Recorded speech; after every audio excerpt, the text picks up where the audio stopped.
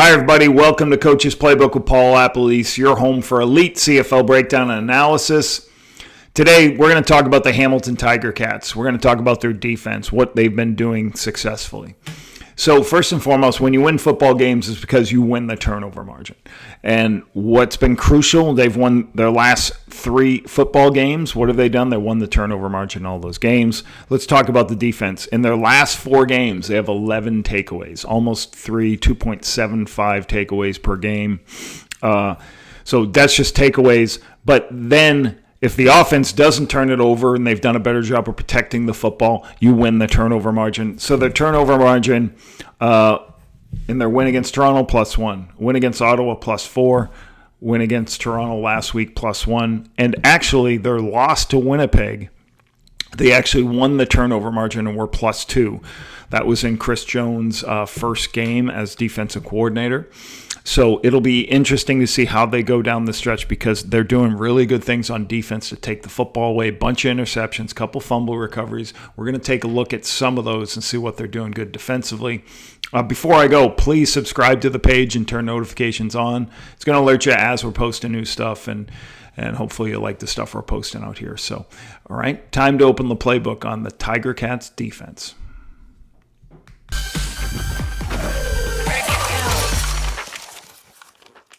Sometimes interceptions are just quarterbacks not finding anybody open, feeling the pressure, and then just making bad decisions when they throw the football. And that's what happens here. Stavros Katsantonis steals the ball away from Chad Kelly. Let's see it from this end zone angle. So he starts to scramble to his right. Now he's running, trying to find somebody open. Like right here, he's trying to see, what do we have? He's backed up. He should just throw it away instead of trying. He tries to throw it across his body. None of the receivers get out of their break to be there in a position for him. And you can just see this ball move as he's trying to throw across his body back out. Stavros is right there for the interception. So sometimes it's just bad decisions.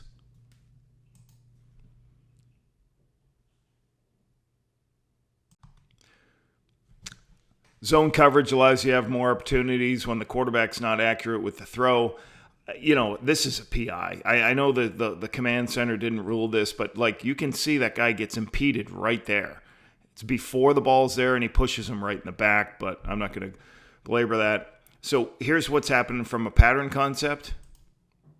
You have a corner route, corner of the end zone, and a guy breaking out in the flat. They go like this and like this. So there is a hole. You can throw it in this space, but it's very small to be able to maneuver this to the wide side of the field accurately. Because if you throw it, you want to throw it somewhere up here, well, he's going to undercut you. If you bench it to the sideline, because there is a ton of space there, you're going to have the corner falling off on it. The corner's just covering this enough, but he's really playing the deep one. Chad throws it high. As it goes high, you have Richard Leonard right there for the interception. So it's a hard throw to make to the wide side of the field. I don't love this. That wasn't a called PI. You can see the challenge flag getting thrown immediately. But sometimes difficult to throw that ball to the wide side of the field. Sometimes your scheme can help you get interceptions. I love what the Ticats do on this one. They have a poach player or a robber player. And let me kind of explain what that is. You have 2 players. Call this, whether you want to call it 2 or cover 4. So you have those guys in zone. You have underneath zone players there. But you also have 2 other players that aren't backing up into a zone. And especially this one I'll play in a second, is robbing, watching the quarterback's eyes and then robbing where the ball goes. If you see these 2 players, watch them. They're just waiting to drive on whatever shows up. And it's hard for the quarterback in this picture. Drew Brown doesn't even see him. So this is a good disguise because Drew Brown sees him go here. He sees him kind of expanding, sees I can throw a dig over the top of this linebacker. There's just too much space here. But he doesn't see this poach rob player. So that's really excellent. That's Jonathan Moxey on this play. Let's watch it from this angle.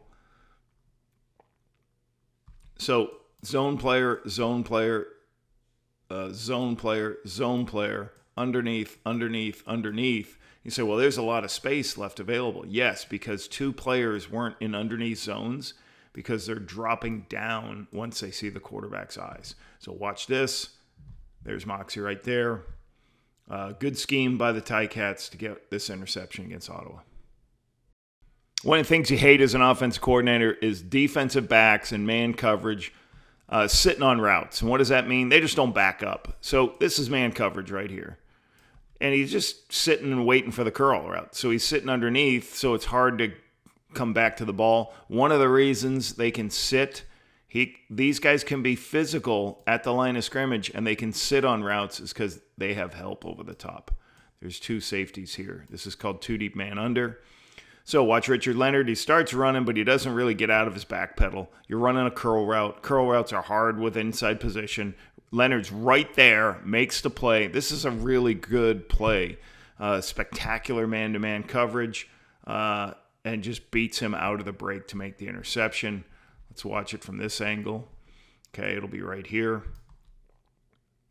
So he's just sitting underneath, turns, makes a play. The ball's obviously could be located farther on the outside, but it's just hard to complete these sometimes when the DBs don't back up. Hate it. Got to go double move on them. Right place at the right time, sometime on interceptions. Sometimes it just keeps happening. All right, a little high on this throw by Zach Collaros. Jamal Peters has good vision, recognizing what's happening, makes a drive on the ball for the interception.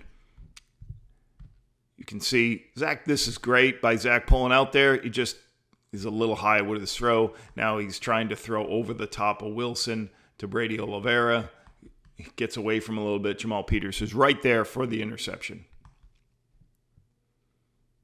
Nice interception. Ontario Wilson up at the top of the screen right here. He's going to fall out of his break a little bit on the comeback. The ball's a little bit inside. Watch Jonathan Moxie. Great turn here to make a play on the ball. Turns into a tip drill. So as he makes a play, bang, up in the air. Tip drill to Kyle Wilson. Makes the interception. Can see it from this angle. So you got people lifting. They're going to be in a zone structure, and Wilson's dropping underneath. He's dropping to the curl.